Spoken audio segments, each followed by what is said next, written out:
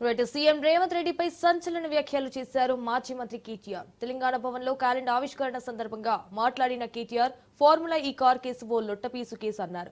లొట్టపీసు case Revanth ఓ లొట్టపీసు ముఖ్యమంత్రి అని కీలక వ్యాఖ్యలు చేశారు. కాగా తమకు ఏసీబీ కేసుతో వచ్చిన ఇబ్బంది ఏమీ లేదన్నారు.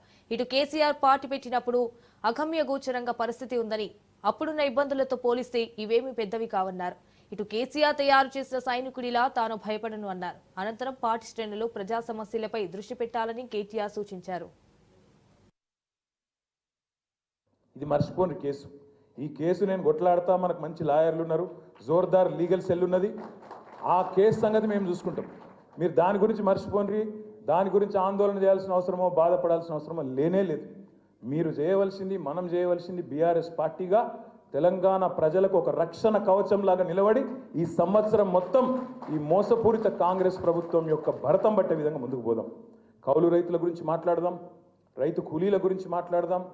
రైతన్నలకు జరుగుతున్న మోసం, రైతు భరోసా విషయంలో 15,000 అని చెప్పి, వరంగల్లో రైతు డిక్లరేషన్ అని చెప్పి, నువ్వు చెప్తే నమ్ముతలేరని చెప్పి రాహుల్ గాంధీని తీసుకొచ్చి, ప్రియాంక గాంధీని తీసుకొచ్చి, వాళ్ళ నోటెంబడ కూడా అబద్ధాలు చెప్పించి ఇవాళ గొంతు కోసినావు కదా రైతులది. దాని గురించి మాట్లాడదాం. ఉద్యోగస్తులకు ఇవాళ భూమితోని సంబంధం కట్ చేస్తున్నావు.